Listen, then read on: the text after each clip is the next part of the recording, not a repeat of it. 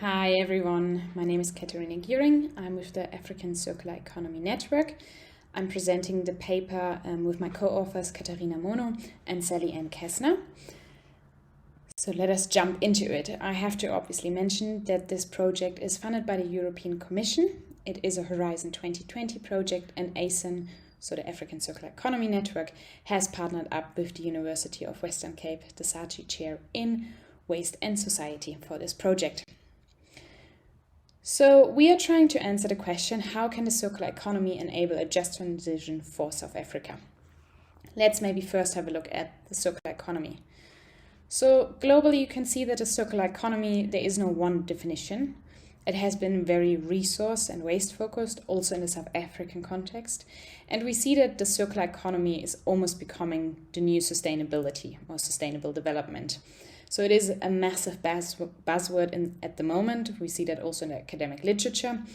And with that also, unfortunately, comes almost circular washing. So greenwashing was yesterday, now it's circular washing.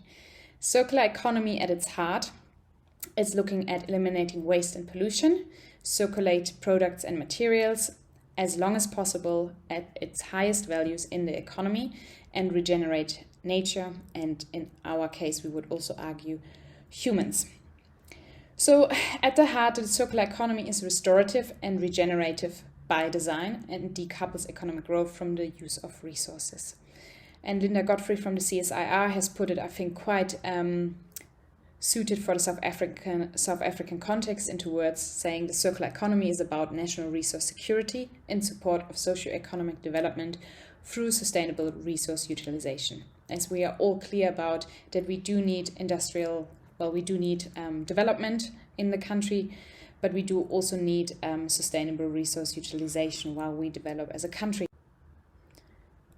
This is the LMAC alpha diagram. It's also called a butterfly diagram. It's quite common in the circular economy. In the middle, you see the linear economy that we are currently very much reliant on, where we manufacture, we extract raw materials, we manufacture and produce products, and then we discard of the products. In the South African case, we landfill quite a bit, but there's also a lot of resources being dumped.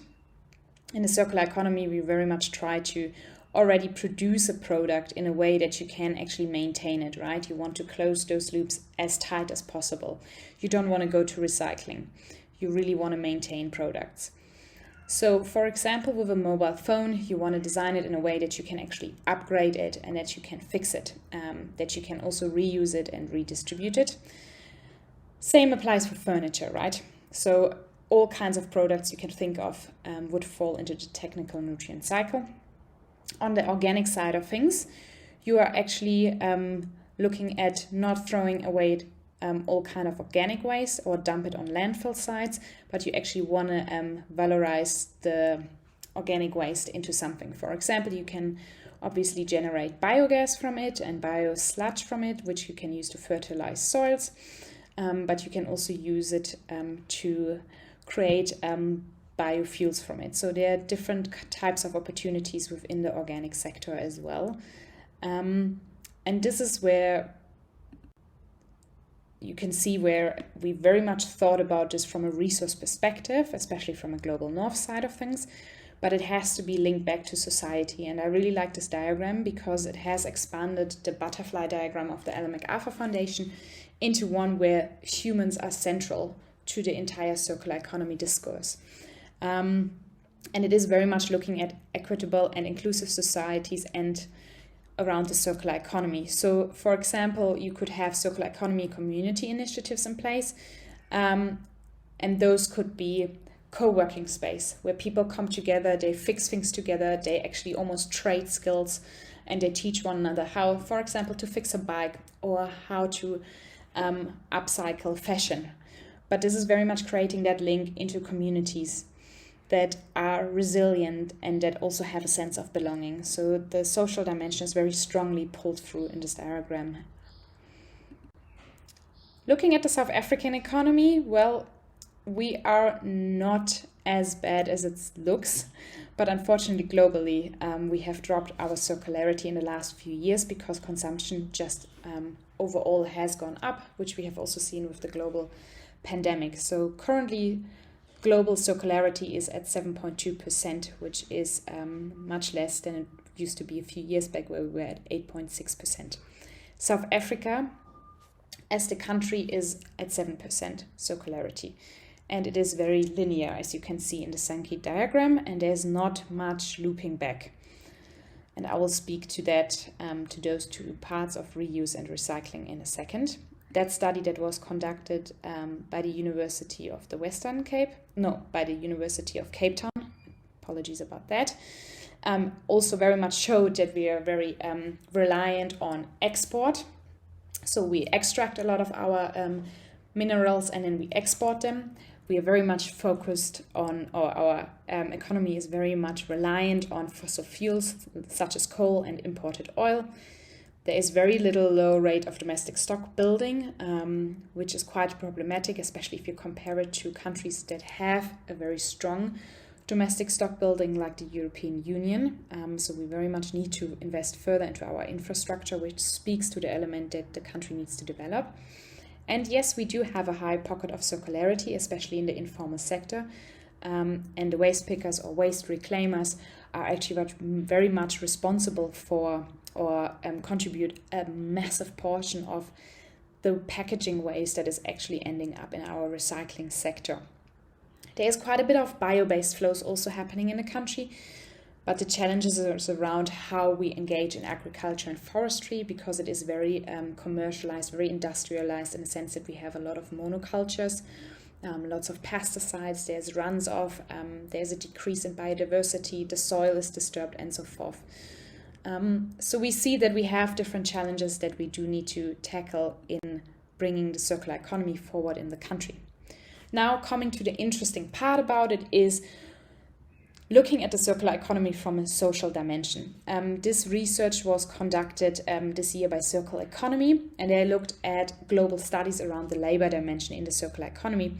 And we still see that most employment gains will actually be measured in Europe because they have the first mover advantage. They're very much already aligning themselves with the circular economy. Then policy and legislation on a global scale is very much made for the formal sector, even though 60% of the world population is actually working in the informal sector. And I think that is such a strong figure that speaks for itself that we do really need to keep in mind. For a just transition to happen in all of the different sectors, we very much are reliant on reskilling and access to capacitation so that we do not leave a workforce behind because the sectors will shift. The circular economy is also supposed to address poverty, but in the global south, we do see that the circular economy practices are very much focused around, as I said, waste and the informal sector of whom those people work in horrendous conditions. It is very unhealthy, it is hazardous, and they do not actually get a decent wage for the work that they are conducting. So the question is here, yes, we do have circular economy in place, but how decent is it for people that actually engage in those type of activities? Also, the circular economy will increase the employment of women, but very few studies have actually looked at other or at minorities such as migrant workers and also the youth, which again is very much applicable to our context. So other dimensions of the circular economy that we partially looked at through the Just2CE project is environmental injustice or justice, because obviously the Global South is carrying most of the consequences, and meaning that also international and national policies and agreements need to be drafted up in a way that the Global South is not being left behind and only being used, for example, as a mine or as a breadbasket for the Global North. So, for example, in South Africa, 18 minerals were identified as critical and strategic, and 5 of those minerals have less than 50 years' time of economical viable mining. And those minerals are mostly exported. Europe knows exactly which critical raw minerals they need to transition to a carbon-neutral society. We do not know that on the African continent. So we need to be very careful around how we are also mining our resources and which niche markets we could actually tap into as the continent. Then around gender, it is quite crucial to also consider that The circular economy must aim at closing the loop between productive work, so the valued work, employment of production manufacturing, people that are employed, as we know, and reproductive work. So that's not just only child bearing and raising, but also caring work of elders, which is unfortunately currently not very much valued in our society. Meaning that from a linear economy, we can't just take norms and values over, but we do need to reframe norms and values as well, which makes this so challenging. It's not just changing economic sectors, it's also very much changing how we as humans actually perceive value. And in governance, I just added that for the South African context to it, is around corruption, that the country as such needs to tackle corruption to also allow a circular economy to take part. But a circular economy can actually also contribute to good governance, because it needs to show transparency in the value chains, and that can also actually be furthered or extended to governance. Just think about blockchains and accountability that can be built, and here blockchains can also be used in a sustainable way, as there are different mechanisms. Okay, just quick, because I'm running out of time, is under the Just to CE project, we had 2 co-creation workshops this year in March in Johannesburg and in Cape Town, where we invited quite different or diverse sets of stakeholders to the workshop. We asked the stakeholders to create a wicked problem map around what challenges do you foresee for South Africa to transition to a just circular economy. And you can see here very strongly, water and energy has been listed. As we all know, those are critical resources that we are almost, running out, especially in the case of water, and energy is a constant challenge, but also waste management and inequality, also linking back to the historical context. So then we've asked stakeholders what hopes, desires, assumptions and fears do you have around a just circular economy transition? And it was also very much around, we need behavior change, but how can it be done? We do need circular economy knowledge, we require funding, and we do need to address inequalities, and the inequalities shouldn't get worse because we implement a circular economy. And I think it is very key to take into to consider that just because we transition to a circular economy doesn't mean it's going to be equal and just. It needs to be done with purpose. The just element needs to be designed into a circular economy transition. That is not going to happen just by wishing this transition to be socially just. At the end, we've also asked the stakeholders through the problems that they have identified, through the assumptions, the fears and the desires that they have put forward, what would be key actions to take to actually get to a just circular economy transition, or to achieve a just circular economy by 2050 in the country. This was quite an interesting task because it was backcasting, and participants struggled quite a bit with coming up with concrete actions. So we obviously collected quite a lot of data. It was quite intense because we had a lot of groups and we had a lot of engagements. And then from the content analysis, we broke it down to 9 key areas of recommendations, as those you can see in front of you. And obviously those have very detailed actions linked to them. But just because of time, I'm not going to go very much into details. I'm just going to give a few examples. So for example, with roadmaps and strategies, it was very clearly mentioned that we do need a national circular economy roadmap, which needs to be linked to ongoing initiatives. For example, the DTIC's master plans, but also the legislation that is out there. So we need to almost streamline those policies, the strategies and the roadmaps that are out there. Because we can see, or there's evidence that in legislation and in policy and also in master plans, that there are elements of the circular economy embedded. It's just not named as such. Around education and capacitation, it was very clearly mentioned that we do need to build that element of circular economy, systems thinking, that holistic thinking and interdisciplinary thinking into curriculum, basically from kindergarten onwards. If you're interested in more of the recommendations, you're more than welcome to reach out to me. I have a whole workshop report and also a policy brief around this. And I think just from the literature that we have gone through to also obviously draft this paper and this presentation, is that the just transition is not a new topic, obviously, to the country, but currently it's very much driven by climate change adaptation and mitigation, and it hasn't very much seized the potential of the circular economy as an overarching framework. The just transition in South Africa is very much focused on the energy sector and obviously on the labor dimension. But we do need to include other dimensions such as environmental justice, gender, and obviously governance as well. And we do need to expand the entire discussion beyond the energy sector. Obviously, the energy sector is absolutely crucial, as well as the labor dimension. But all the sectors will have some effects of a transition that will happen globally, and those sectors also need to transition in a just way. So I hope this was interesting and just gives some thought for food. This discussion is definitely not over. Thank you for listening, and feel free to reach out. Thank you. The next presentation is from Nicholas van Doesburgh, and he is speaking to the paper on a just transition and the political economy of green industrial policy. Just by way of introduction, Nicholas is a recent UCT ACDI graduate, and his research interests center on the interplay between economic development, climate mitigation in developing countries, with specific interest on the political economy, just transitions, energy security, and green industrial policy, as he's going to tell us about now. Okay, thank you, Lutfiyah, for that introduction. This is a paper authored by myself and Professor Harold Winkler from the University of Cape Town. And our analysis begins by acknowledging that South Africa remains set on an unsustainable development path characterized by high levels of unemployment, inequality, and poverty, constituting South Africa's triple challenge.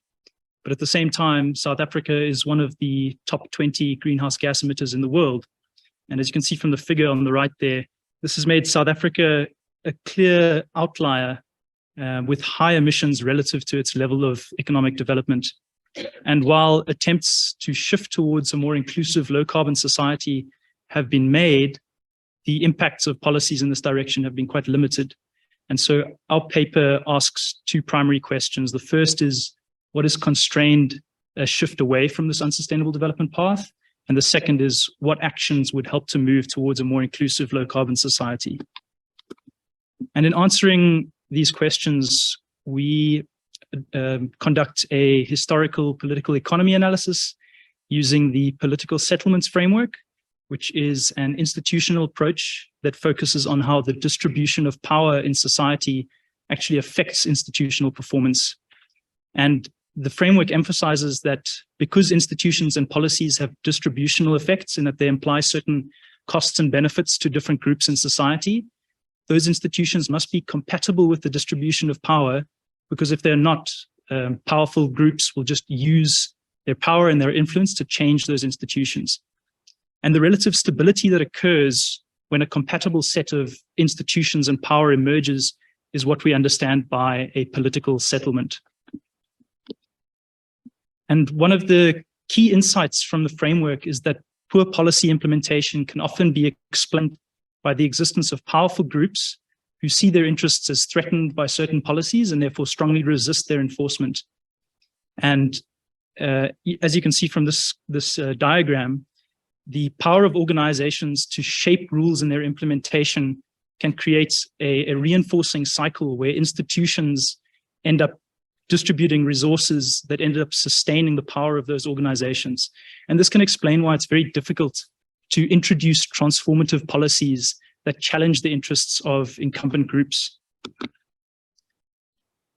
And while this presents a challenge, the political settlement is nonetheless always evolving. And so there is an opportunity for new policies to be adopted. And as you can see from the diagram, new economic and political opportunities can arise that lead to the formation of new organizations and the decline of old ones. And as a result of that change in the balance of power, new institutions can be adopted. And this can either lead to more inclusive outcomes or more regressive outcomes. And the task for policymakers is to try and gradually nudge the political settlement over time towards more inclusive outcomes. So that's the theory. When applying the framework, the first step is to trace the evolution of holding power. And holding power here just refers to the ability of different groups to inflict and absorb costs on one another. And in South Africa, holding power developed over the 20th century around the minerals energy complex, which describes the system of accumulation that dominated South Africa during the 20th century, based on strong interlinkages between resource-based industries that spanned the energy, mining, and manufacturing sectors.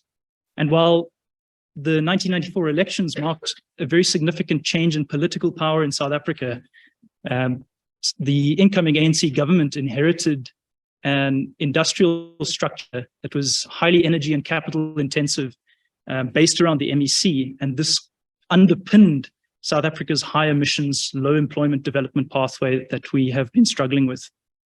But as you can see from this diagram, this has been supported by a compatible set of institutions and power, with SOEs, government departments, and certain policies being reinforced by certain power holders, including an industrial policy elite that spanned important SOEs and government departments, as well as a highly concentrated corporate structure dominated by large resource-based conglomerates. And as I'll show in the rest of the presentation, this political settlement has constrained efforts to chart a more inclusive and sustainable development path in the post-apartheid era. And one of the clear examples of, one of the early examples of this constraining nature of the political settlement was during the transition and the forming of post-apartheid economic policy.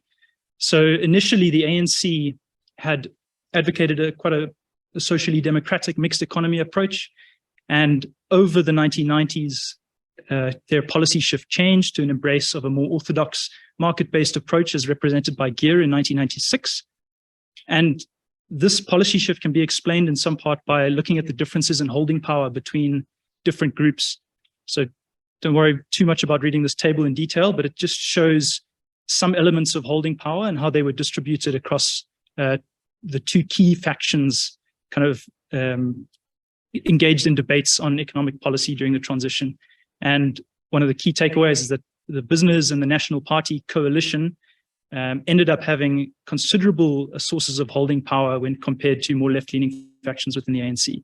And the result of this policy shift was a structural regression, with liberalization tending to benefit capital and energy-intensive firms who had developed competitive advantages in large part due to the support they received during the 20th century, while more downstream labor-intensive industries declined under severe import penetration. And this was exacerbated by the presence of a hidden industrial policy, which refers to a number of fragmented industrial incentives that continue to provide support to capital and energy-intensive firms, despite the absence of any guiding industrial policy framework. From 2007, we see a recognition from government of the need for greater intervention in the economy. And this sees the introduction of the National Industrial Policy Framework and the annual updated IPAPs, as well as in 2011, the National Climate Change Response White Paper. And both of these policy framework documents were under the guidance of the National Development Plan published in 2012, which dedicates an entire chapter to ensuring environmental sustainability and an equitable transition to a low carbon economy. And despite the indication of policy of the need to shift development pathways, policy in practice has encountered quite strong resistance. So industrial diversification, for example, has been constrained by upstream firms who have able to leverage their market power to set high prices for domestic inputs. And that has in turn constrained the competitiveness of more downstream labor absorbing industries. And climate mitigation mechanisms have also faced strong resistance. The carbon tax, for example, while initially pronounced in 2012, was only adopted in 2019, so a significant delay. And several aspects of the tax were reduced. So the tax rate, for example, is very low compared to national standards. And there's several sectoral exemptions up to 95%. The REI4P, which is South Africa's renewables program, while achieving greater success, particularly in its early years from 2011 to 2015, also faced strong resistance, particularly from Eskom, during the state capture era. And this saw a stalling of the program from 2016. And that not only affected the mitigation potential of the program, but it also really damaged the industrial capabilities that were developing off the back of the renewables program, with several renewable energy manufacturers having to close. And this resistance has been exacerbated by policy misalignment between different government departments. So, just for example, we have a carbon tax amidst continued fossil fuel subsidies in the form of continued support for Eskom's fleet and basic fuel price. Competition policy has also not always been exercised in accordance with industrial diversification objectives. From 2018, we see an electricity crisis, and this figure on the right just shows the quite dramatic ramping up of load shedding from 2018. And this, while presents a significant crisis in the economy, and as other speakers earlier in the sessions noted, this has had severe economic impacts on South Africa, particularly the poor. One of the impacts has been falling investment within the traditional minerals energy complex industries, such as those that are very energy intensive, so your smelting and things like that, minerals beneficiation. And this is leading to an unwinding of the MEC. At the same time, we're seeing quite a fall in the costs of renewable energy over the past decade. The average cost of the latest bidding round of the REI4P, for example, those projects came to just 49 cents per kilowatt hour. And because of these price drops and the faster lead times in bringing renewables online, Eskom now considers renewables to be its preferred technology for new build.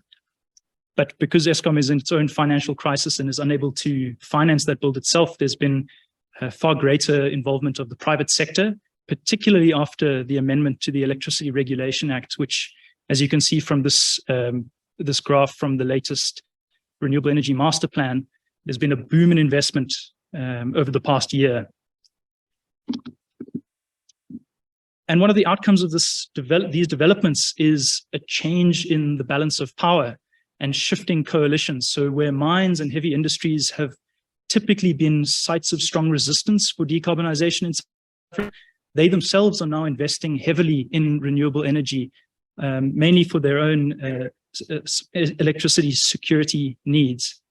So the Minerals Council, for example, is committing to investing 7.5 gigawatts in renewable energy over the next 5 years. And Eskom, also previously a core site of resistance, has established a Just Transition Office in 2020 and is also unbundling, which is removing its monopoly control of the electricity sector.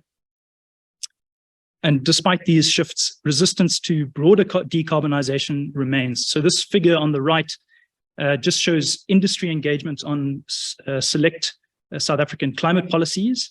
And while you can see for the REI4P, there's broad support for other initiatives such as the carbon tax and the climate change bill, particularly the carbon budgets portion of the climate change bill, those are receiving a lot of opposition.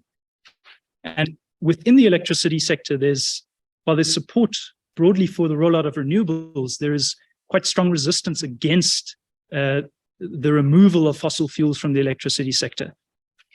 But despite these remaining sites of resistance, there's an overall shift in the balance of power in favor of a rapid rollout of renewable energy. And this opens the potential for a green industrial policy which seeks to align the structure of the economy with sustainable development. And critically, a green industrial policy can support a just transition in South Africa by creating jobs and diversifying regional and local economies to protect livelihoods. And when considered in terms of the political settlement and the balance of power, a green industrial policy has a significant advantage over traditional environmental policies like the carbon tax in terms of its distributional effects. So whereas environmental policies tend to generate concentrated costs and therefore provoke strong resistance from energy-intensive firms, a green industrial policy tends to provide concentrated benefits to low-carbon firms like your renewable energy manufacturers and therefore can grow supportive green coalitions.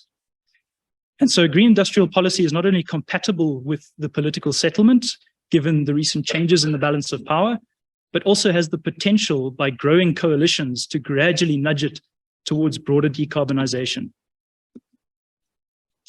But this nonetheless requires an appropriate policy sequence. And this is just an example, a visual representation of a proposed policy sequence, which would start with our green industrial policy. And since that provides concentrated benefits to low carbon firms, it results in the growth of supportive coalitions.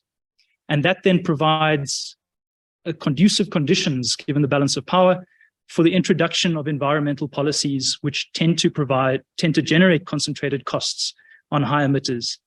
But since the green industrial policy has led to the growth of supportive green coalitions, there's an increased likelihood that those environmental policies will actually be able to be enforced. And so over time, there's this gradual increasing in policy stringency and hopefully a shift in the political settlement towards a more low carbon and inclusive development pathway. But this nonetheless requires policymakers to be attuned to the shifts in the balance of power throughout all of these stages, and to design policies and time their implementation appropriately.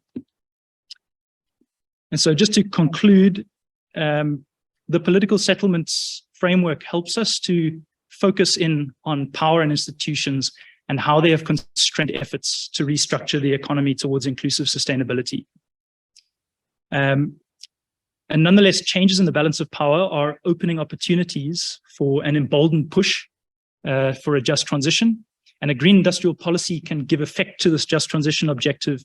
And as I mentioned with the ratcheting up, has the potential to help us shift development pathways. And this just requires policymakers to, again, sequence policies appropriately given their distributional effects. Thank you very much. Thank you very much, Nicholas, for that enlightening presentation on the intersect between industrial, I just wonder if this works, industrial policy and the just transition, specifically green industrial policy. I think just, kind of in highlighting some of the things you said, you highlighted the impact of gear. And of course, you spoke a little bit to the impact of structural adjustment in terms of our history, our economic history. And I think that's quite important when we consider the kinds of interventions and financing agreements that we're faced with now, when we look at JET, when we look at how are these things actually going to integrate with the reality of our economic systems, with the reality of our policy, both hidden and visible kind of policy directions. You also highlighted the resistance to some of the policy and implementation of certain policies. And maybe just also I would speak to, kind of the nuance around resistance, that it does also come from different constituencies, some of them being in positions of power, and some of them, being sort of like, the communities in Mpumalanga. So maybe just to speak also just to that nuance. And of course, you highlighted, that there's the load shedding hours that we always talk about, but we also often fail to remember the increasing cost of electricity as well. There's increasing load shedding, increasing cost, and how does this all impact on people's buy-in and people's engagement with the different policies. So thanks very much for that. So just a note, unfortunately, the third presenter, Aishwarya, is not able to join us. So what I'm going to do is, luckily we'll have a bit more time. I'm going to move straight into the Q&A session. And so what I will ask you to please do is, sorry, just one sec. Do we have online? Okay, all right. I'll just give you a few minutes. Okay, so we'll start in the room.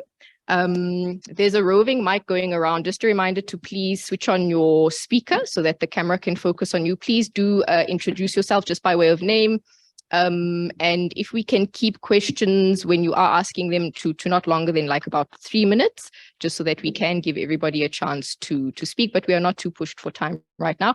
And please, if there's somebody specifically who you would like to address your question to, do also just mention their name so Katharina and Nicholas know how in-depth to go with their responses. Okay, so just from the room, do I see any questions here for our speakers? Hi, thanks. Mohammed Patel. from tips. So my question relates to the current presentation by Nicholas. So, and sorry if I missed it, but so what are the ways that power can be rebalanced when you have, okay, so institutions have an institutional history and an institutional place in society, right? And over time, people become sort of used to where they sit, what their views are, what their positions are. So it seems from the surface that the exercise of trying to rebalance power is difficult, very difficult. And it seems like it would take a lot of time. So firstly, what are the ways that this can be done? And secondly, what are the ways to speed it up? If that's even possible. Yeah, thanks. Thank you. I just want to check, maybe we can take 3 questions if there are any more questions right now before we respond. Are there any other okay, I see 2 on this side. Maybe we can do 1 and 2 and then we respond to those 3.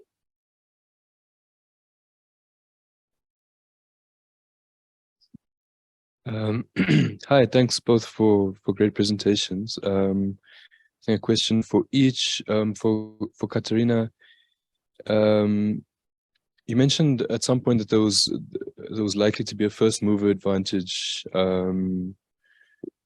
that Europe, I don't know if the EU in particular, would be likely to benefit from, and I wondered whether you could say a bit more about why that is, and maybe what kind of policy interventions in a country like South Africa you think could help us also access benefits from this program. And then to Nicholas, you mentioned at some point the unwinding of the MEC, and I wonder if you could say a bit more about that and what exactly that looks like, and how that's affected by periods like we just had recently of kind of high commodity prices. Suddenly you see the profits of the major mining companies, etc., extremely high suddenly. Does that kind of where does this fit in? Is if you could say more about that. And then on the arguments around, I think the analysis and the policy phasing is really interesting, and I wonder if you could say something about what challenges there might be for a green industrial policy. What challenges does inequality and unemployment and the kind of social crisis that we're experiencing create for industrial policies? Do you see there being a kind of a competition over quite limited state resources to support green industrial policies? And how do you think we can balance the short-term need to address social crisis with the longer-term need to invest in new capabilities? Thank you very much. So my name is Shimu. I'm from Zambia Institute for Policy Analysis and Research in Zambia. And thank you for the presentations. So I just have a question for Nicholas regarding what's called the development state. I think a lot of literature by people like Hajung Chang has spoken about the role of the state, especially drawing from the experience of the East Asian tigers. I'm trying to relate it to the whole idea of a just transition and basically the political economy, giving the case of South Africa and probably building from the question about the ANC.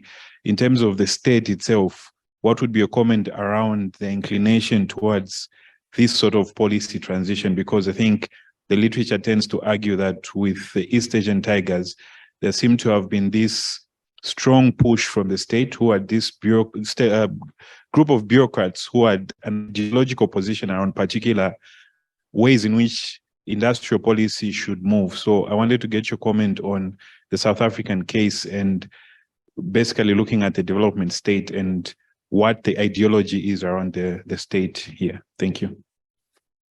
Okay, thanks for that. I think if Katharina, we could start with your responses and then Nicholas. Thank you. So the European Union has been agreed here, right? They have also an economic action plan minerals that they need the skills, at least they're much quicker adaptable in the context. They obviously also have a different infrastructure already available and to their disposal, right? Just geographically seen, Europe is rather small. In Africa, if you just look at our waste economy, we have waste in rural areas, but transportation is a massive barrier to actually get that waste out of those rural areas. There are a few aspects that actually link to the first mover advantage, but also because they have already a manufacturing sector present, right? They can reskill almost easier. They have already, we heard that, yes, Europe is now consuming more coal, but they have already started to transition out of the coal sector, right? Those skills have partially been transferred as well. So they have a better basis to start off with. They already have more resilience created into their economic sector. Around policy, I think there's actually a lot already there in South Africa. We might not label it as circular economy, but it's there. So we have, for example, the extended producer responsibility, which has kicked in, that is very much linked to circular economy type of thinking. That is very much giving the responsibility to the producer once the product actually becomes waste. But that is only one part of the equation. And we need to have policy streamlining. I think what we've mentioned, or what Nicholas just has mentioned, is there's a siloed approach, and we have legislation that doesn't speak to one another or master plans. So for me, the circular economy is the system thinking, right? It's happening on a product and industrial level, but it also happens on a governance level. So how do we structure our governance? How do we become resilient and agile? So I think policy is one part that we need. We need a roadmap that maps that out, and then it has to be translated to policies. So we do need that enabling framework for South Africa to transition to a just circular economy. But policy is only one part of it, right? We need to also actually implement policies. And I think that's where we sometimes see a gap in the South African context. But I think also as developing countries, they can almost leapfrog, right? They can learn out of the mistakes that the global north has done. So we also have an advantage in that sense. So I think there are just a few variables to it. But South Africa is, compared to other African countries, lagging behind around the circular economy narrative. So Rwanda and Kenya is much further developed in their thinking, and the government is driving that very strategically. Thank you.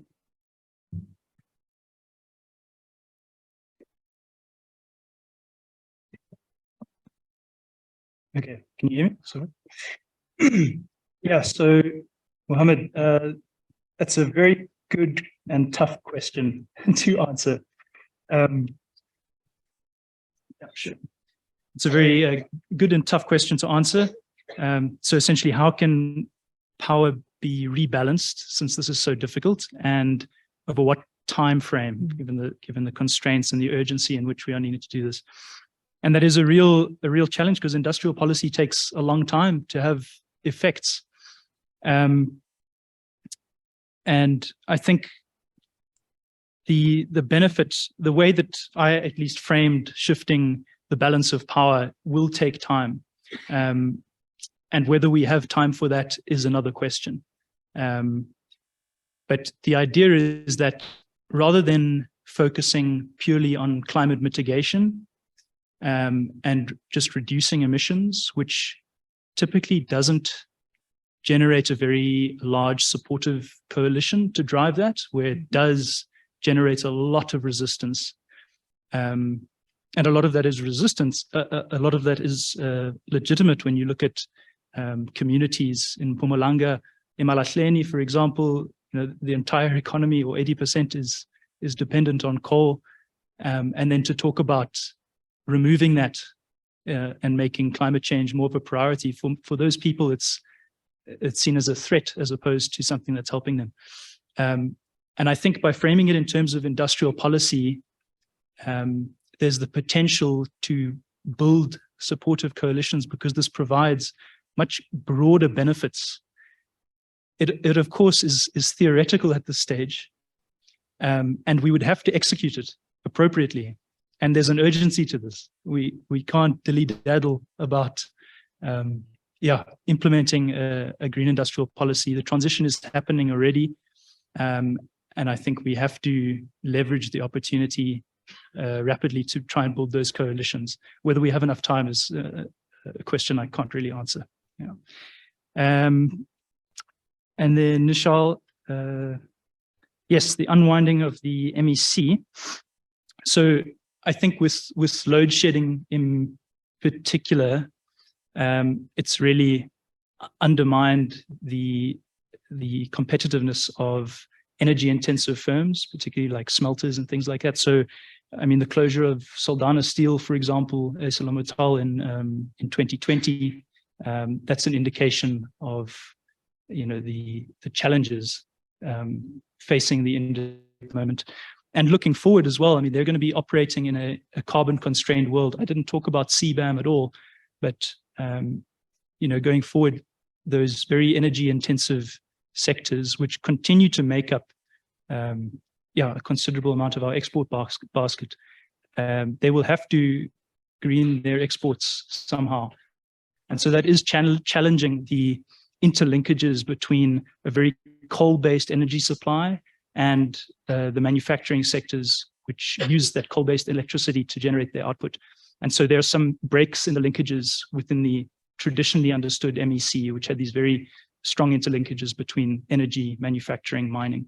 That's not completely gone. And it's important that that legacy is going to continue to affect South Africa's industrial sector and our performance. And we should still try and leverage the capabilities that we've developed in those sectors. You know, there's going to be a lot of minerals and mining needed in the transition. And if we can, like vanadium, for example, if we can develop local value chains off the back of that, that's something we should try and use. But I'd say that's what I mean by the unwinding. And the challenges to a green industrial policy in terms of inequality and state resources, is that pretty much what it was? Yeah, I think I'd reframe the question slightly. I'd kind of flip it on its head and say, what's the cost of us not doing this, you know, in terms of inequality and employment? Industrial policy has been seen as critical across the world for industrialization. And if we fail to seize this opportunity with renewables and the rollout which is already taking place, we miss a very important opportunity to increase employment, reduce inequality, and reduce poverty. And then the question at the back in terms of whether a developmental state is needed in South Africa, I would caution against putting it in the terms of a developmental state. I would say that the state is definitely critical in shaping our direction. But the developmental state, I think, can be criticized, at least from a political settlements perspective, for implying a certain structure of the state that can be a blueprint that we use all across the world. And I think what the political settlements framework does is say, you have to look at the context within the countries you're applying, and this differ for different countries. The strategies that worked for South Korea have not worked in other contexts, and they've adopted very similar industrial policy strategies. But because their political settlements were different, they've had to use alternative industrial policy strategies. And there are numerous strategies we can pursue, and I don't think we should be stuck to a particular blueprint that might have worked in one context. Thank you. Thanks very much, Nicholas, for the responses there. So just a note, I do see that there were more questions from the room. We've got some questions from online. I'm going to have to read them out. And then I think we'll take one more round from the room before we close. So maybe starting with a question, I think it's addressed to you, Katharina, from Lucindiso, who says, green economy resistance to Ghana policy support, is it not in the way it had been presented as a replacement rather than the augmenter of the current dominant used source of power? So I think just asking how would it integrate with our current system, or is it a framework that you are suggesting you replace the current framework with? Thank you. I think this is a very tough question to ask, right? So the circular economy is technically redoing everything and rethinking everything. So thinking completely outside of the box. And that's why it's so difficult. And if the circular economy would be easy, every nation on this planet would have done it already. So I think what was mentioned before is about the pace of a transition. And I think that's what is critical. I think parts of it can be integrated into the current system. Like our constitution is really extraordinary and very visionary in that sense, that, you know, that those kind of things can be left. But I think from a governance structure, we need to maybe become more agile. In the pandemic, the state reacted very quickly to the crisis. But with current development, we also need to become that reactive and that responsive. And I think that is almost lacking. And I do also think in a circular economy, we need that collaboration across the departmental sphere on a national level, but also on a regional and municipality level. But it also goes into the private sectors, right? The private sector also need to collaborate with the public sector. And I think we need to work more on that. So again, I think it's about transitioning off the current system that we know and also reinventing almost a new system. Thanks, Katharina. And then just to move to the second, there are two questions here. I think they are addressed to the second presentation. One is also from Lucindiso, who says, in the change of the balance of power, who are the main beneficiaries? As witnessed in the current renewable solar and wind, multinationals are the main beneficiaries. So I think this is quite interesting. It's a question speaking to the question of justice and equity at its core, who actually benefit. And then there's a question, so I'm going to read out both for you, from Gina, who says, I do believe that the author has misconstrued people's position somewhat. An objection to a specific portion of either the carbon tax or the climate change bill is not an objection to that legislation. For example, we entered into an informed engagement with National Treasury on the design of the carbon tax, which would have created a higher marginal cost as opposed to a lower average cost, which is the current result. We argued that this would have increased the uptake of low carbon technologies. And I think she continues on. No, I think that's the end of her comment. So I don't know if you maybe just want to respond to that as well. Thank you very much. Yeah, that's a very good point, Lucindiso. There's definitely a concern that multinationals and large private companies will be the main beneficiaries of a transition. And I'd say once again, this is why a green industrial policy is so key, because it attempts to develop local capabilities.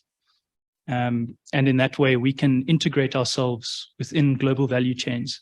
If we didn't have a green industrial policy and we didn't seek to localize the capabilities, it would certainly just be a transition and not a just one.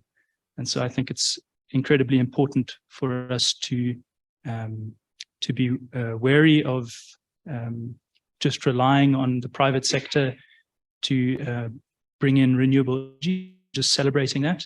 There definitely needs to be a role for the state and industrial policy in ensuring that we gain some local industrial capabilities off the back of that rollout.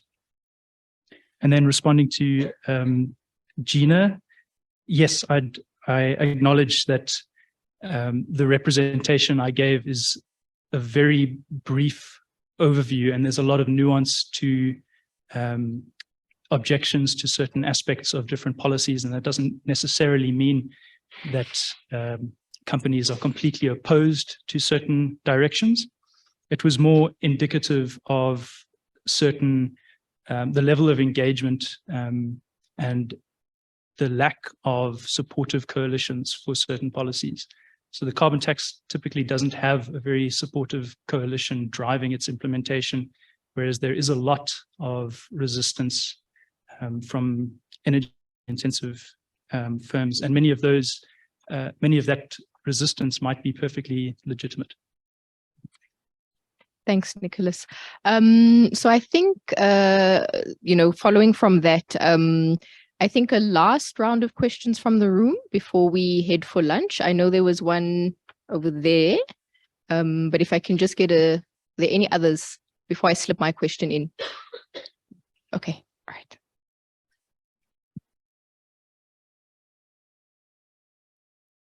Thanks.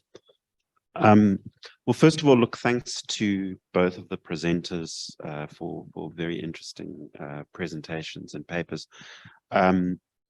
I I think that the paper, Nicholas, that you presented is a very fascinating application of the political settlements kind of approach, and I think very thought-provoking. A couple of observations that you might want to respond to. So, I mean, like if one thinks, you know, what is the core of the relationship between introduction of renewables and employment? Essentially, you're taking thousands of jobs in upstream sectors that are continuously people continuously producing coal or working in ESCOM coal plants, electricity plants, and you're replacing them by the sun or the wind. And so there's an incredible, you know, so I mean, so tens, if not hundreds of thousands of jobs are, you know, are being impacted,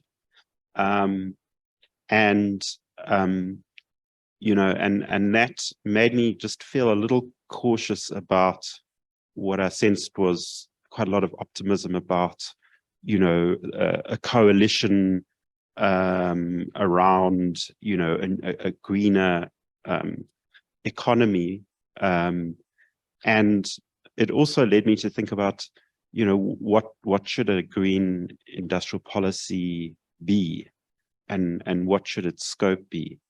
Because if a green industrial policy is kind of circumscribed to you know, trying to offset the jobs lost in coal mining with manufacturing jobs that are directly linked to renewables, then I think there's just going to be a complete mismatch between the magnitude of the jobs that are being destroyed and the ones that need to be created. So to me, a green industrial policy has to cut right across multiple sectors, and it can't be the ambit of one department responsible for manufacturing with limited budget. You know, it really requires saying what jobs can be created in agriculture, what jobs can be created in, you know, in a variety of other sectors, including public works for that matter. Yeah, so I think, you know, I fully agree with the notion of a green industrial policy. I just think that it needs to be understood, conceived, and kind of implemented in much broader terms. Thanks. Thank you. I'm just going to do a last check. Have any questions popped up for anybody else in the room? No? All good. And sorry, can we just get your name? The gentleman who just asked the question, if we can just get your name for the presenters. Sure. Nimrod Zal. Okay, I'm just going to add two questions since we do have a little bit of time, and maybe leading on from Nimrod's kind of broadening of the ambit and speaking about sort of like a intersectional, cross-sectoral approach, maybe more aimed at Katharina. The question for that I had was, how might something like the care economy intersect with the circular economy? So how might we increase the value of care? You spoke a little bit somewhere there, but how might we increase the value of care work in this framework? And then a question that's probably more aimed or kind of focused on Nicholas. You know, I'm coming from working a lot on climate finance. So for me, the question is, how might current trends in the just transition and climate finance impact on green industrial policy? So for example, we've seen with our JET IP, you know, we have evidence of the influence of international global north needs and narratives kind of filtering into what's prioritized in the investment, what's prioritized in financing, the structure of the finance itself. So how ideally should finance be interacting with our industrial policy, and what kind of outcome should we be having from an industrial perspective? we see with the JET IP that there was a focus on a little bit on transport or automotive sector, green hydrogen. There was a very, very, very small focus on skills or financial focus, financial allocation to skills development and social concern. So how do we want to see that interacting, and how can a strong green industrial policy actually strengthen our position when it comes to being recipients of finance? In that regard. And then I think after that we can close. Yeah. Thank you so much. That's a very tough question actually to ask. So I think I'm almost giving more questions to the audience back than I'm answering it. Care work. That's also a lot about how we perceive norms and values and how we think about how much the different, well, I guess almost genders or especially females carry out those care work, right? And how the economy is almost repaying females to do that kind of care work. And it's obviously very difficult in a constrained system such as South Africa, right? We can't have almost maternity leave for 6 months. In Germany, it's 2 years and 1 year is paid, right? And the male and the female in a normal couple situation is actually splitting up that kind of work as well. But care work obviously goes also further how we care about our eldest disabled people. So I would say it's a lot about how we perceive its norms and values and how we build that into the society. And yeah, I'm not sure if we can almost attach a value to it and actually pay people for doing that type of work. Because they're contributing to our economies, right? We need a young generation to feed into the economy. Otherwise, we have a very, biased demographic population. Like you see in Europe right now, they have a very old population. They're really struggling to find the skilled labor that they need. So I don't really have the answer to that. It's just more of a thing that we, I think, need to consider around how we also phrase policies and how we actually make this happen. So for example, in Sweden, you can drop off your child if you're a nurse and you're working 24/7, right? But you drop off the child at 1 o'clock in the morning. That's not available here. So I think I'm just putting it out there, but unfortunately, I don't have the answer.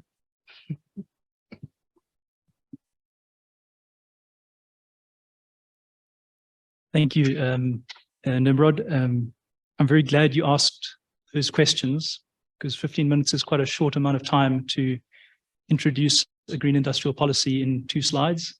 So I'm glad I get to clarify a bit on what I mean by it. I'd completely agree that a green industrial policy that is exclusively around renewable energy is insufficient for offsetting the number of job losses that will occur in the coal sector in particular. My understanding of the green industrial policy that we should be adopting is very broad. I think given the changes of the balance of power, I focused on the renewable energy sector in particular, but by no means do I think it's only about renewable energy. And broad definitions of green industrial policy do sometimes just focus on renewable energy sector.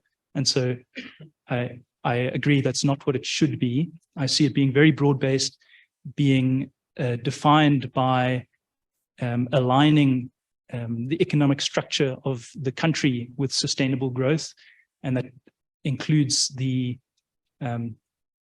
decline of old development paths and bringing in new ones. So it's an across the economy policy. I don't think it can be siloed into this, green industrial policy part of our broader industrial policy objective. I think it needs to be very broad and all-encompassing. The jobs that would be required to offset the loss of jobs in the coal sector, I think we need to look a lot in other areas besides renewable energy. There's no way that renewable energy manufacturers are going to account for all of those jobs. Agriculture in particular is one avenue that I think holds great potential. I think that's my answer to that question. And Lutfiyah, climate finance and the influence of the global north on setting the agenda is a very good question, and I don't have a good answer for you, unfortunately. It's not really my area. My co-author, Harold Winkler, has actually done some work on a just transition transaction.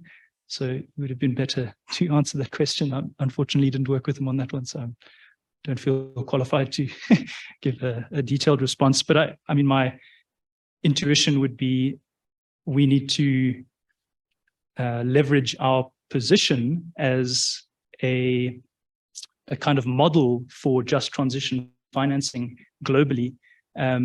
We should use that as an opportunity for us to really establish what our priorities are and say, you know, our funding needs to go towards these objectives, and be quite specific about that, not just have a just transition thrown around as this almost, I don't know if greenwashing term would be the right way of putting it, but, you know, to really have meat and substance, I think is very important. So to have some specific targets for financing would be helpful, but I'm not sure. Thanks. Yeah, because otherwise it's just a transition. Yeah. Okay, thank you very much to our presenters who were able to attend today. I just want to quickly check, will the third presenters, will her presentation or her paper be available to participants? Okay, so the third presenter, her presentation will be available online. It may be emailed. And I think the presentations of our speakers today all available. The email addresses are on the speaker bio document. I think they were also on their presentations here today. So yeah, again, thank you very much to our speakers. I think we spanned quite a range. It's a lot. It's quite a lot to get through, and to also make the linkages between things in ways that speak to kind of relevant questions on our mind. And I think just, you know, especially with these two presentations, I'm trying to kind of link, you know, I think there's even linkages between the potential of a circular economy and our current green industrial policy. Nicholas, you spoke a lot to sequencing. And I think that's come up, it came up in the previous session, it's come up today, you know, the importance of sequencing the interventions. You know, when we say we are going to decommission, are we actually in the right place to decommission right now? I know it's a very controversial topic, you know, but in the face of a lot of impetus at a high level to follow certain paths, and of course there are also, you know, certain global trends that we are kind of, I wouldn't say victim to, but part and parcel of the transition process. So how do we actually develop a robust answer to how should we transition, what pace, what sequencing should we use? And I think some of these ideas maybe have opened more questions, hopefully have given us some sense of where we could start, or where we might start with different frameworks and with focusing attention. Yeah, I think that's all from us. Thank you very much to those who joined us today. I believe we have lunch now, and there's a second session just after lunch at 2 p.m. And I think you can still address questions via email to the speakers if they don't mind as well. Okay, thank you.